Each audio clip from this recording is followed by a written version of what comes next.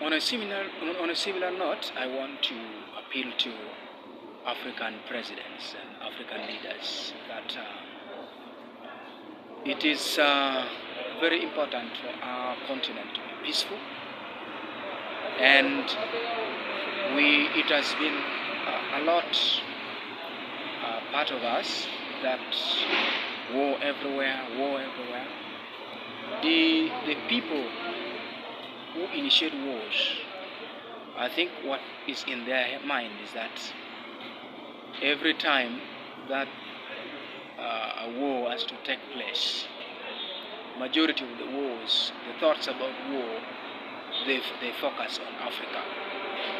But I want to say that as Africans, as a member and a citizen in this continent, I want to speak to you people who are always initiating these wars that we do not want war.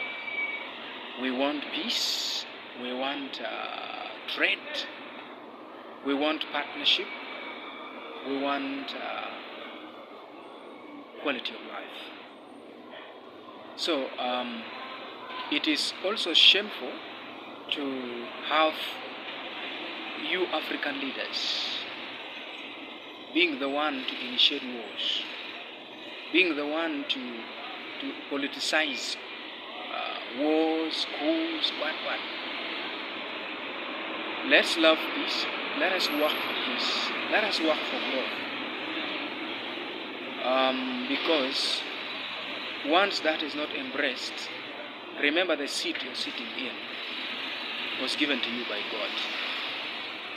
And there is a day that you will have to account for sitting in that seat. And before you account, there is a day He will also want you to leave that seat. Therefore, you must remember that you are working to have a generation appreciate their lives, appreciate your leadership, appreciate their life generally. So, and that takes you to produce a conducive environment for trade as a head of state, and influence other African countries and African heads of states also to do the same. So it is very important for us to look at stabilizing our continent. Honestly, as men of God, as servants of God, we will not keep quiet when we see things are going wrong in our continent. We will speak, we will pray, we will do the needful to see that we have a peaceful environment. It is very easy to lead people who are well off, because they will not be asking you for money, they will not be asking, they will be working. It is very good and easy and nice to lead a country with a good economy, with a conducive environment for everything. Yeah, as Africans, we should also be looking at being solutions to other continents or solutions to other conflicts elsewhere. It should always not be that we are on the begging side, on the side of asking for support, what. That means we are missing something, which is we are not understanding our identity, we are not understanding the resources we have, we are not understanding our strength, which lately, if I will have the chance, I'll be sharing some of the things that some of you may not be thinking about as options to make our continent great, and make our continent move forward, make you stable, even in power. When you're seated in that seat, it should not be fear every day.